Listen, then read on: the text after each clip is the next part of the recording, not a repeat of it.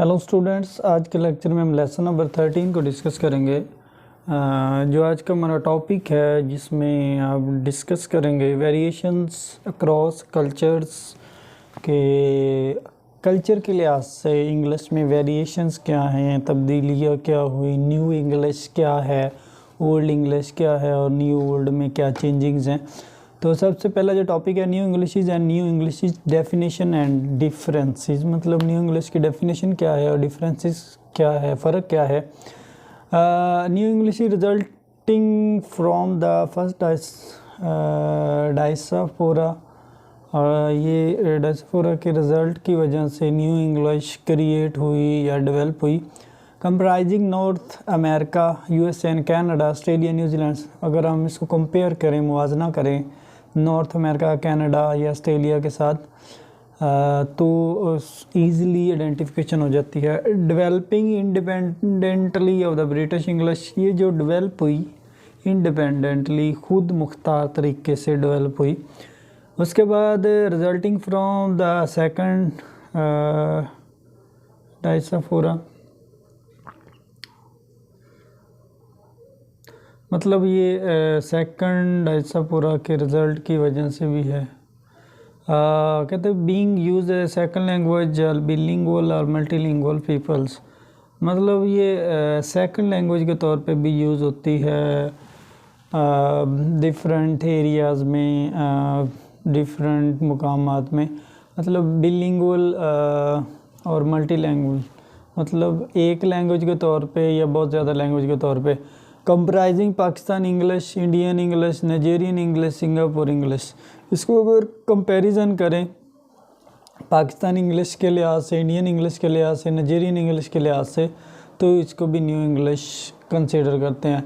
Independent status of new and new Englishes, इनका independent status है, खुद मुख्तार है। Should be consider in their own right, इसको अपने राइट के हिसाब से इसको कंसीडर करना चाहिए। Should not be compared with other varieties of Englishes, इसको अदर वैराइटी के साथ ज़्यादा कंपेयर नहीं करना चाहिए।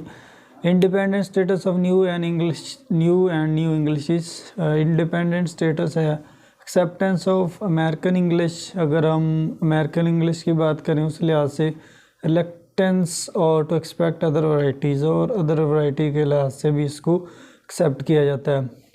उसके बाद और क्या चीज़ें इसमें हैं, include the large number of varieties, इसमें बहुत सारी वैराइटीज़ इकसाम मौजूद हैं। Dissimilar in characteristics and use, ये डिसिमिलर है, एक जैसी नहीं है, मुशाबत नहीं है इसकी इस लैंग्वेज में, इसके यूज़ में। उसकी करैक्टरिस्टिक्स हैं, ये स्कूल्स में लर्न की जाती है। Use a medium of instruction, हम इंस्ट्रक्शन के लिए इसको यूज़ करते हैं। Additional to some other first language, other language के तौर पे भी इसको यूज़ करते हैं। उसके बाद कांटेक्ट विद नेटिव वैरायटी, हम नेटिव मकामी लिहाज से इसके साथ ताल्लुकात कायम करते हैं। Develop in region where a native variety was not the main language of population, मतलब उन रीजन्स में, उन इलाकों में इसकी डेवलपमेंट होती है जहाँ ये मेन लैंग्वेज नहीं है। उसके बाद फंक्शंस क्या हैं एंड स्पीकर्स क्या है। Use for range of functions, इसको फंक्शन के तौर पे यूज़ किया जाता है। Use among the speaker of the region, और स्पीकर्स के लिए यूज़ करते हैं रीजन में जहाँ इसकी डेवलपमेंट होती है। और उसके बाद नेटिवाइजेशन है, लोकलाइजेशन, मतलब मकामी या लोकल के लिहाज से इसको क्या कहते हैं। Adopted some language features, sound, intonation, pattern, sentence structure, words and expression, उसको अडॉप्ट किया जाता है, इख्तियार किया जाता है लैंग्वेज के खसूसियात के तौर पे। New English norms and innovations, मतलब जो नई इंग्लिश है उसके रस्म रवाज क्या हैं और उसमें चेंजिंग क्या हुई।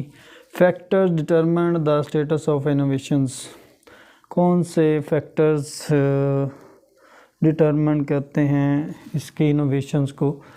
Demographic factors, geographical factor, authoritative factor, codification, acceptability factors, ये तमाम फैक्टर्स इसकी इनोवेशन में इम्पोर्टेंट रोल अदा करते हैं।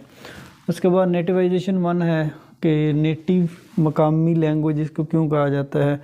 या नेटिवाइजेशन क्या होती है? Process in which language gain native speakers, मतलब अगर नेटिव मकामी लोग इसके बारे में जानने या मकामी लोग इसका यूज़ करें तो उसको नेटिवाइजेशन या नेटिव कहते हैं। This happen when second language use by adult parents become the native language of their childrens. कहता है जी ये सेकंड लैंग्वेज अगर अडल्ट्स बड़े लोग यूज़ करें तो उनके बच्चों की भी ये लैंग्वेज बन जाती है, उनके बच्चे भी इसी लैंग्वेज को यूज़ करते हैं। उसके बाद नेटिवाइजेशन, एक्यूलेटराइजेशंस, इंडिजनाइजेशंस, हाइब्रिडाइजेशंस, मतलब ये मुख्तलिफ पॉइंट ऑफ व्यू के लिहाज से इसको देखा जाता है। नेटिवाइजेशन ऑफ इंग्लिश, नेटिवाइजेशन कैसे है? Changes English has undergo as result of contact with the language in diverse culture and geographical setting in the outer circle. मतलब इनका जो चेंजिंग सर्कल है वो अदर लैंग्वेज के राब्ते के होने से इसमें चेंजिंग आती है। उसके बाद इस triggered when user is in a second language environment inevitably mould the language by express facts ideas and concept relevant to their own particular context.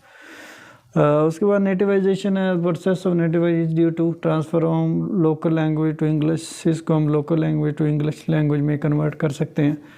उसके बाद transfer of English to new culture environment and communicative needs, मतलब English को हम तब्दील कर सकते हैं, transfer एक जगह से दूसरी जगह मुंतकिल कर सकते हैं कल्चर एनवायरनमेंट के तौर पे या कम्युनिकेटिव नीड्स के तौर पे। फैक्टर्स प्रमोटिंग नेटिवाइजेशन, कौन से फैक्टर्स इसको प्रमोट करते हैं मकामी ज़बान को?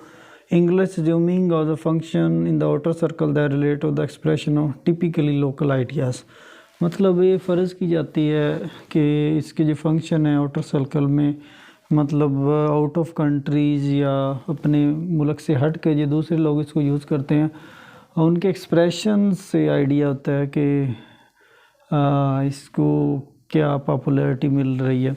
English need to adapt itself और its new environment to be able to express local concept factor promoting nativization, मतलब इंग्लिश जो इसकी नीड है उसके एनवायरनमेंट के हिसाब से। फैक्टर प्रमोटिंग नेटिवाइजेशन, कौन से फैक्टर इसको तरक्की देते हैं या प्रमोट करते हैं? एब्सेंस ऑफ नेटिव स्पीकर्स, अगर नेटिव स्पीकर्स मौजूद ना हो। एडिक्वेट टीचिंग, अगर टीचिंग सही तरह से ना की जाए। एक्विजिशनल लिमिटेशन, अगर सीखने में कोई लिमिटेशंस हों तो नेटिवाइजेशन को प्रमोट किया जा सकता है। उसके बाद नेटिवाइजेशन 2, फंक्शनल नेटिवाइजेशन क्या है? Functional nativization is determined by the range and depth of the language in society. Functional nativeness जो है, मुकामी जो फंक्शंस होते हैं उनका तजिया किया जाता है, डिटरमाइन उसको किया जाता है उसकी रेंज के लिहाज से जो कि सोसाइटी में उसका इस्तेमाल होता है। Range, domains of functions, depth, degree of social penetration of a language. Range जो होती है डोमेन फंक्शंस होते हैं और जो डेप्थ है the degree of social penetration of language है। उसके बाद डीप सोशल पेनिट्रेशन होती है। Extend range of function of English, Divers socio linguistic context, emergence of several varieties, localized, distorted and genre of expressing local social and culture। उसके बाद और क्या functions हैं इसमें? English is nativize in South Asia as Indian English and Pakistani English, मतलब English जो मकामी होती है साउथ एशिया में या इंडिया में पाकिस्तान में, तो उनके यूजेस की वजह से या उनका इस्तेमाल होता है। Range of functional domains, corporate, trade, media, development, government, higher education, technology, मतलब इस तमाम जो अदारे हैं इनमें इसकी मकामियत है या इसको यूज़ किया जाता है। उसके बाद social depth of English use, मतलब समाजी लिहाज से इसका इस्तेमाल देखें तो an estimate 33 million user of English in India, मतलब सबसे ज़्यादा आई थिंक इंडिया में इसके यूज़र हैं। The highest number of non creole English speaker in the world after the US and UK, ये भी बहुत बड़ी तादाद है इंग्लिश बोलने वालों की। इसके बाद नेटिवाइजेशन 3 क्या है? Recognitions of nativized varieties, recognition मकबूलियत होना मतलब जो मकामी ज़बान के मुख्तलिफ़ अक़साम हैं। English has acquired new identities in social culture context. English ने एक न्यू शनाख्त ले ली है सोशल कल्चर कॉन्टेक्स्ट में। Autonomous local varieties, their own set of rules, cannot be treated as mistake of deficient Englishes। मतलब इसको अपने लिहाज से इसने अपने रूल्स तय शुदा हैं, रूल्स बने हुए हैं इसके बारे में। Recognitions of nativized varieties, the acceptance of nativized varieties openly debated in outer circle। मतलब जो एक्सेप्टेंस कबूल करना है मकामियत को outer सर्कल के लिहाज से इसकी मकबूलियत होती है।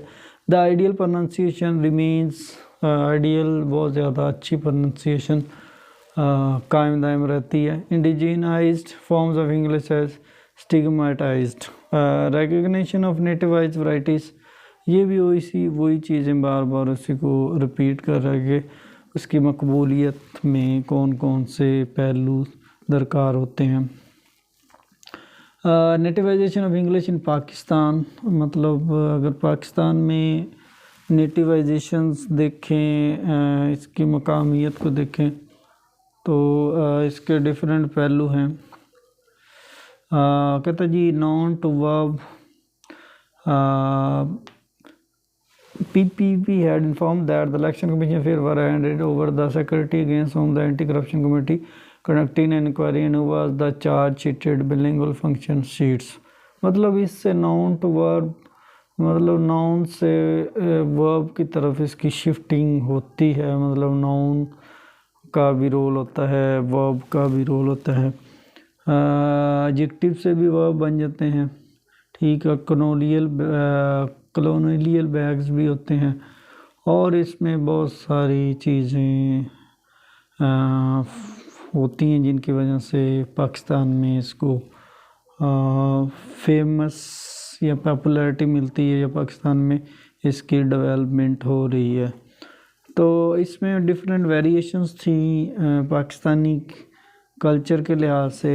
पाकिस्तान में इसकी मकामियत या नेटिव आइज होना, और उसने इन तमाम चीज़ों को डिस्कस किया है।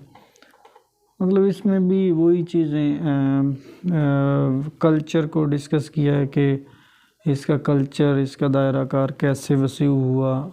इंग्लिश का ना सिर्फ इनर सर्कल में बल्कि आउटर सर्कल में या एक्सपेंडिंग सर्कल में इसका दायरा कार कैसे वसी हो रहा है। ना सिर्फ मकामी लैंग्वेज इसको कंसीडर किया जाता है बल्कि दूसरे ममालिक में भी इसको नेटिव लैंग्वेज के तौर पे कंसीडर किया जा रहा है, क्योंकि कॉलेजेस में, यूनिवर्सिटीज़ में, गवर्नमेंट जो हमारे जो डिपार्टमेंट हैं उनमें भी हम इसका यूज़ करते हैं, जिसकी वजह से इसको बहुत ज़्यादा पॉपुलैरिटी मिल रही है।